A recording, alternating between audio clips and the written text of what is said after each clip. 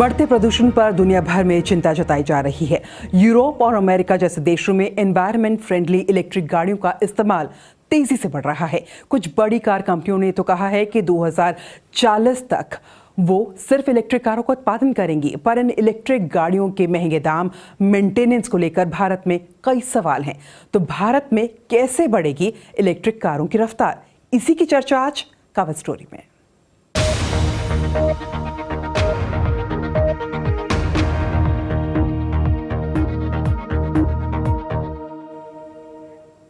भारत की गिनती अक्सर सबसे प्रदूषित देशों में होती है। बढ़ता प्रदूषण चिंता का सबब है। इनमें कोई शक नहीं है कि इलेक्ट्रिक गाड़ियां भारत में वायु प्रदूषण कम करने में मददगार साबित हो सकती हैं और यही वजह है कि मोदी सरकार इनके इस्तेमाल पर भी जोर दे रही है। कई लोग ये कारें खरीद भी रहे हैं, लेकिन आज की तारीख में ये कारें चलाने वाले का अनुभव क्या कहता है, बता रहे हैं बीबीसी संवाददाता जुबैर अहमद। मनु अग्रवाल को हाल ही में अपने इस्तेमाल के लिए एक नई कार चुननी थी। उन्होंने विकल्पों से भरे बाजार में इलेक्ट्रिक कार को चुना और अब वो अपने फैसले से खुश हैं। मेरा एक्सपीरियंस तो इसके साथ काफ़ी स्मूथ रहा है।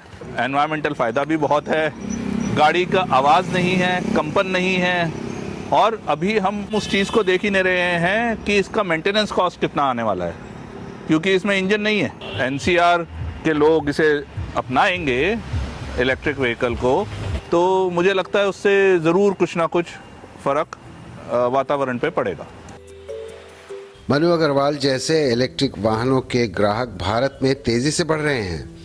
केंद्र सरकार के अनुसार इस साल जनवरी से जुलाई तक 1,21,000 से अधिक इलेक्ट्रिक वाहन बिक चुके थे, जो 2020 में पूरे साल में बिके इलेक्ट्रिक वाहनों से 2,000 अधिक है। ये ऐसे देश के लिए यकीनन अच्छी खबर है जहां दुनिया के 20 सबसे प्रदूषित शहरों में से 19 बसते हों। लेकिन आज भी ज़्यादातर लोगों के मन में इलेक्ट्रिक गाड़ियों को लेकर कई सवाल हैं। चार्जिंग की सुविधा से जुड़ी शंकाएं उनमें से सबसे ऊपर हैं। इसमें देखिए, दो तरह की चार्जिंग अवेलेबल है। एक स्लो चार्जिंग है जो कि एसी चार्जिंग है, और एक फास्ट चार्जिंग है जिसे डीसी चार्जिंग कहते हैं। डीसी चार्जिंग जो है करीब आधे घंटे में आपको 80% के करीब चार्ज कर देती है और 1 घंटे में पूरा चार्ज कर देती है। और एसी चार्जिंग में आपको करीब 8 घंटे लगते हैं फुल चार्जिंग में। आसानी ये है कि कंपनी वाले इसे घर पे ही आपका वो लगा के जाते हैं सिस्टम। एक सिस्टम है जो 15 एम्पेयर के सॉकेट से कहीं भी हो सकता है चार्ज। धीरे धीरे इसके चार्जिंग स्टेशन बन रहे हैं हर जगह। इलेक्ट्रिक वाहनों को लेकर एक दूसरी बड़ी शिकायत उनकी महंगी कीमत को लेकर रहती है। लेकिन जानकार मानते हैं कि ये एक बार का खर्च है जो बाद में आपकी जेब को बचाएगा। जो इलेक्ट्रिक व्हीकल का रनिंग कॉस्ट है, दैट इज ऑलमोस्ट 1/4 और 1/5 ऑफ अ कन्वेंशनल व्हीकल का कॉस्ट है। बहुत सारे कस्टमर हैं जहां पे उनकी फाइनेंशियल बाइंग एबिलिटी नहीं है, बट हम हर एक चीज में आजकल, अभी आप सेलफोन से लेके हर एक चीजों पे आप कस्टमर को आप EMI का ऑप्शन दे देते हैं। That's the only thing which is required. अगर हम वो फाइनेंसिंग का अगर प्रॉब्लम सॉल्व करेंगे, जहां पे अगेन फाइनेंशियल कंपनीज है और जो ऑटो EM है, उनको साथ में काम करना पड़ेगा। कंपनी की तरफ से वारंटी है वो 8 साल या 1,60,000 किलोमीटर है। अगर हम 1 रुपये किलोमीटर भी लगा लेते हैं तो 1,60,000 किलोमीटर चलने में 1,60,000 रुपये लगने हैं। और आप 1,60,000 किलोमीटर अगर आप चलाएंगे पेट्रोल की गाड़ी, 11,20,000 का आपको पेट्रोल आप यूज करेंगे जब आप 1,60,000 किलोमीटर चलाएंगे। भारत में दुनिया का 5वां सबसे बड़ा ऑटो सेक्टर है। यही वजह है कि इलेक्ट्रिक वाहनों के उद्योग के लिए भारतीय बाजार बेहद अहम है।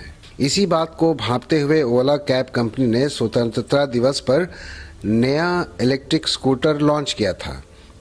स्कूटर के अलग अलग वेरिएंट्स की कीमत 1 लाख से 1,30,000 रुपये तक है। जानकारों की राय में बाकी कंपनियां भी भारत के इलेक्ट्रिक वाहन बाजार में मौके तलाश रही हैं।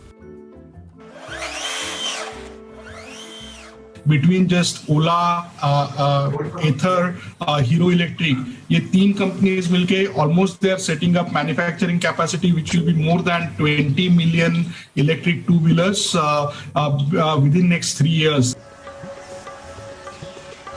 मोदी सरकार चाहती है कि साल 2030 तक भारत में इलेक्ट्रिक वाहन का बाजार 2006 अरब डॉलर तक पहुंच जाए। सरकार का इरादा है कि अगले दशक की शुरुआत तक देश में आधे से ज़्यादा गाड़ियां इलेक्ट्रिक हों और देश भर में चार्जिंग स्टेशनों का जाल बिछाया जाए। लेकिन ऐसा करने के लिए देश के ऑटो सेक्टर में 185 अरब डॉलर के निवेश की ज़रूरत होगी। मार्केट रिसर्च एजेंसियों के मुताबिक इतनी रकम सिर्फ विदेशी निवेश से ही जुटाई जा सकती है। इलेक्ट्रिक कारें बनाने वाली दो बड़ी वैश्विक कंपनियां टेस्ला और वोक्सवैगन भारत में कारों के आयात कर में छूट की मांग कर रही हैं, लेकिन भारतीय कार कंपनियां इसके खिलाफ हैं। हमारा as a India energy storage alliance का ये कहना है कि अगर शॉर्ट टर्म के लिए हम लोग थोड़ा अगर टैक्सेशन में इंपोर्ट ड्यूटीज में रिलैक्सेशन करते हैं, क्योंकि अभी तक इंडिया में बहुत सारे जो स्पेशली फोर व्हीलर्स में इंडियन कार मैन्युफैक्चरर्स ने अभी तक बहुत अच्छे ऑप्शंस कस्टमर्स के लिए इंट्रोड्यूस नहीं किए हैं। तो उसकी वजह से अगर थोड़े टाइम के लिए अगले 2 या 3 साल के लिए अगर इंपोर्ट ड्यूटीज में थोड़ा रिलैक्सेशन हो जाता है, ये बहुत अच्छी चीज रहेगी। विशेषज्ञों का दावा है कि दुनिया भर में 2040 तक बिकने वाली हर नई कार इलेक्ट्रिक होगी। अगर ऐसा होता है तो बड़े शहरों का दम घुटने से बच सकेगा।